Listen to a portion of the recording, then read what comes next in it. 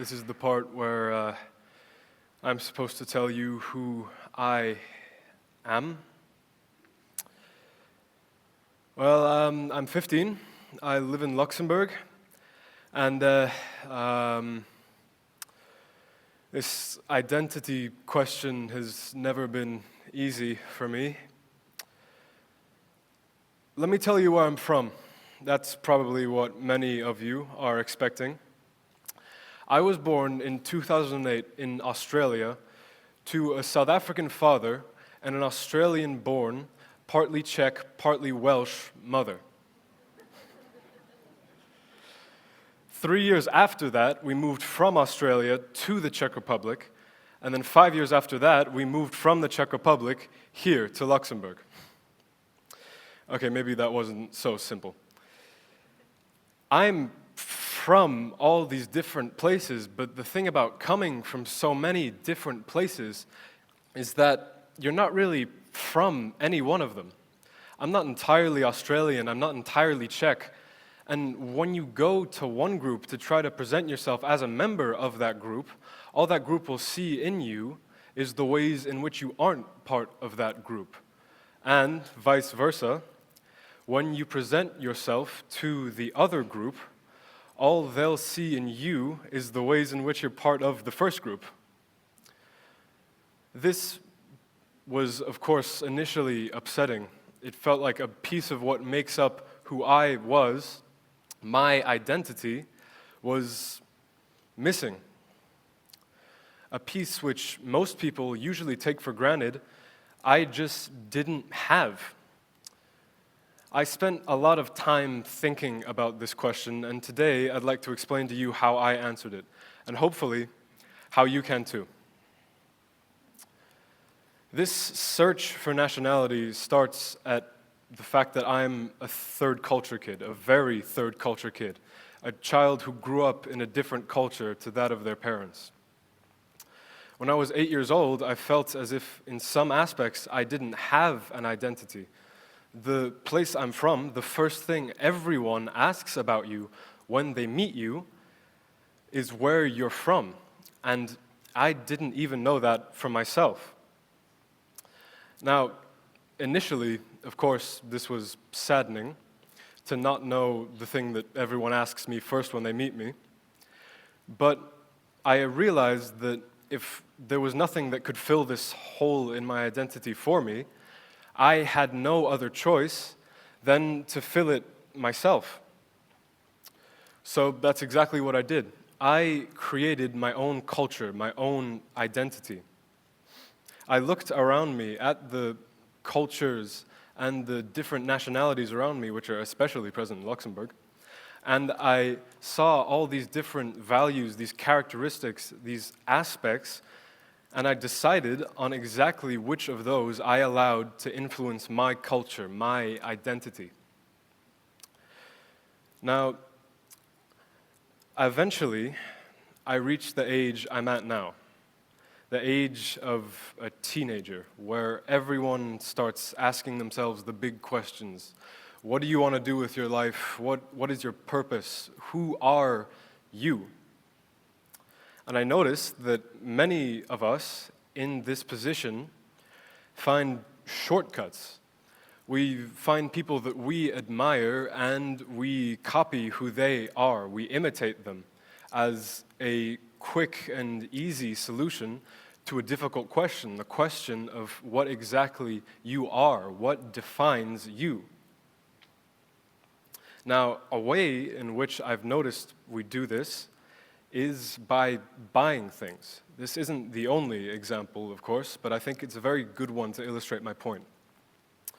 Now, more than ever, kids are growing up, sat in front of TVs the moment they can understand any language, and constantly bombarded with this messaging, these adverts, telling them that if they want to be happy, if they want to be satisfied, to have fun, to do whatever it is that they're being advertised to for, then a simple and easy solution to that is to just buy whatever product they're being encouraged to buy. And they grow up being conditioned into thinking that an easy solution to figuring out a very difficult question is as simple as buying whatever product is being shoved down your throat, whatever product you're being constantly told to buy. These brands create entire identities around the ownership of their product to get you to buy into it. They try to convince you that who you are is not something that you must find for yourself, but something that you can simply purchase from them in exchange for your hard-earned money. These brands will organize things like yoga and running events, all to reinforce this idea and create these bubbles, these communities around the ownership of their product in order to really sell this idea to all of their customers that if you want to be a certain person, if you want to be athletic or good-looking or admirable, things we want to be, then the easiest solution to all of this is to be a loyal customer. Similarly, many people identify exclusively by their belonging to a group. Now, of course, you can belong to groups, I'm sure everyone here does, but when you base your identity solely on belonging to one group, then there is no depth to who you are. You are simply the group, and any criticism levied upon that group is seen by you as a direct attack on you, because the only way that you see yourself is as a member of this group. Now, brands will try to sell you, they will try to tell you that anything you want, your aspirations, these people that you want to be, are achievable by paying them. Groups will try to profit off of your lack of identity, and many people just let them. So when you see yourself searching for an identity, when you notice this lack of an answer, don't go buying into products, don't go exclusively defining yourself by some group. It's not that easy. As much as brands might try to convince you that it is, it's not.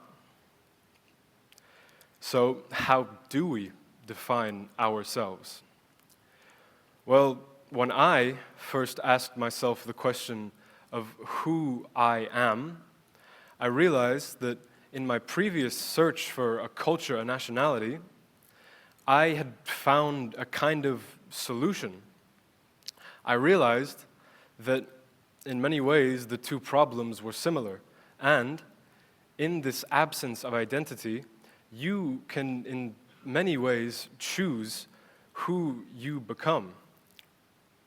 Now, when I ask myself this question, I realized that I can never know exactly who I am now, so what I must do is take a step back and observe it in the future. I can never know exactly who I am now, but if I understand the person that I want to become, I can become that person. I can know who I will be in the future. So, the only remaining question is, how do we do that? How do we figure out who we are at our core, our true identities that aren't material and surface level and external, that can never be taken away from us? Well, the unfortunate part is that that is only something that you can discover for yourself. However, the good part is that you can be comforted by the idea that if you choose what your identity is, if you are the only one that decides who you are, then you're free from any outside influence people might try to impose on you. No one can decide what makes you you except you.